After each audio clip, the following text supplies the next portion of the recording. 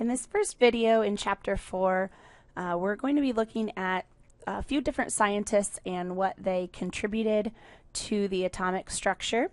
We're going to start off with the oldest and kind of work our way through history.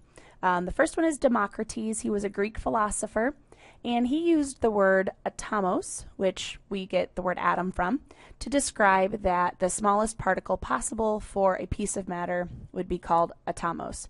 And that was really all we have at this point. He didn't talk about anything smaller.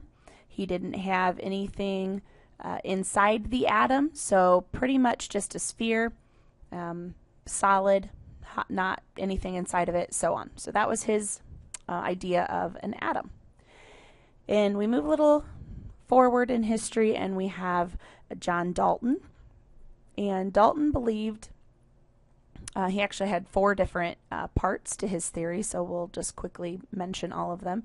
But he said that all matter is made up of particles. So it doesn't matter if it's the air, wood table, whatever it is, it's made up of atoms, and that an atom can't be divided. So he kind of also had this solid sphere idea, the same as Democritus. So you can't cut this any further. It is just already in its smallest form. There were, like I said, 4 parts to his theory, and one of them says all elements are composed of atoms. So oxygen is made up of oxygen atoms, and nitrogen is made up of nitrogen atoms, and so on. He also said that all atoms of the same element are the same, and all atoms of a different element are different. So if you have oxygen and you have chlorine, for example, all of the oxygen atoms would be the same, but all of the chlorine atoms, well, maybe they're a tad bit bigger, but they would all be identical to each other.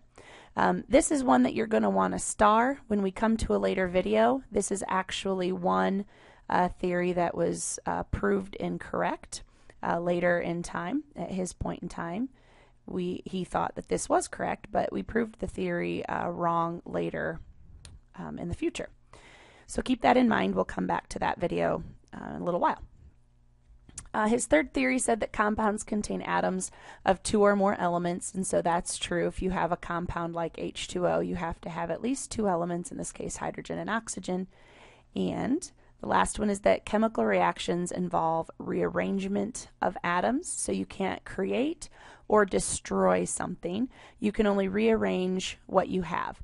And we will actually look at chemical reactions in a whole nother chapter, but that is true. It's called conservation of mass. You can't create it or destroy it. It has to be the same. Your ingredients have to be the same mass or arrangement as the products. You can just kind of break up the bonds and rearrange things. We have another scientist, and his name was Thomson, and it doesn't have a P in it. It's just Thomson. And his model is the one that was the very first one that actually provided evidence that the atom was made up of something smaller. Not that it could be divided, but that there are smaller particles than an atom. We call them subatomic since they are smaller than the atom. This is what his experiment kind of looked like. This right here is called a cathode ray tube, and it would be hooked up to a voltage source, so electricity would run through it. And as he did his experiment, the electricity would get passed from the negative side toward the positive side, and this electric current would make this beam appear. So it would look something like that, and this beam would appear, and it would kind of finish this electrical circuit as it went around and around. What he did, though, is he added this almost like a magnet, okay, so some type of an electric field, so a magnet would work. And this this magnet here was attracted, the beam was attracted toward this positive side. Well, positive and positive repel each other. They don't want to be close together, but negatives and positives are attracted to each other. So since this was a positive magnet, he said these must be negative because negative would be attracted to the positive magnet. So he actually found electrons because electrons are negative, and he called his model the plum pudding model. So this was an English dessert. He was an Englishman, And he had this model, so this would be kind of like the pudding, and the little pieces of plums are kind of scattered throughout the pudding. So he says that you have all of this atom here, and inside the atom you just have these randomly scattered, wherever placed electrons. So there's no rhyme or reason to where they are, they're just wherever. That's the plum pudding model. Again, first one to discover subatomic, something smaller than the atom. The last scientist that we're going to look at today is Rutherford. And Rutherford's theory actually kind of added to what Thomson had already said.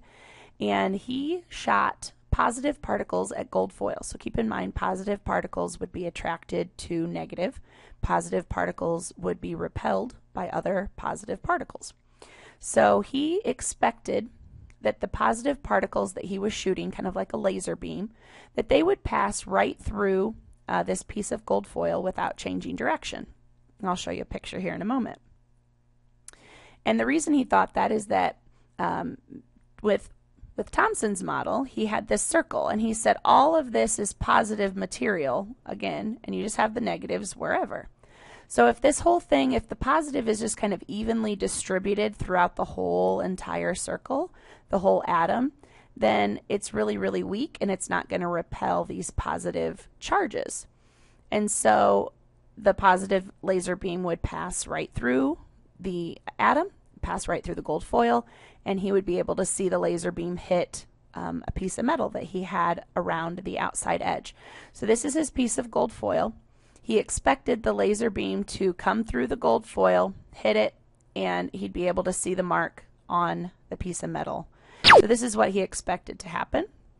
And the reason, again, that he thought that is because if this is an evenly scattered positive material, it would easily allow the positive, they're called, the positive particles to go through this matter.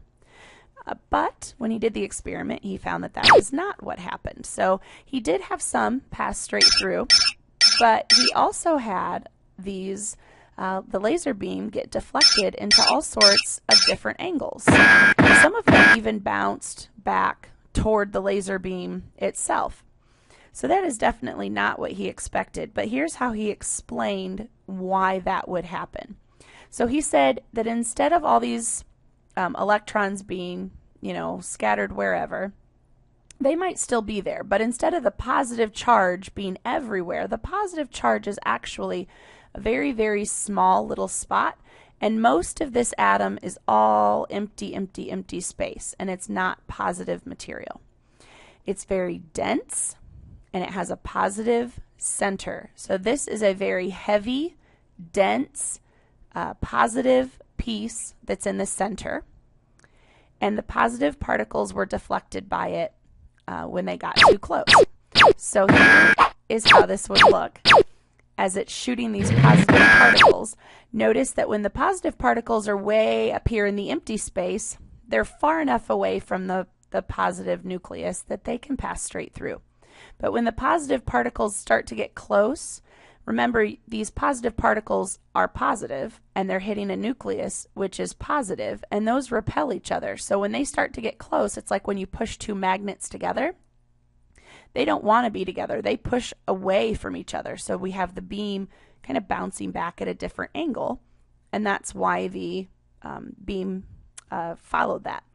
So I had already mentioned the nucleus. This is Rutherford's contribution to the atomic model. He did discover the nucleus, and we know the nucleus now to be a dense, meaning that it's heavy, positively charged mass, and it is located in the center of the atom.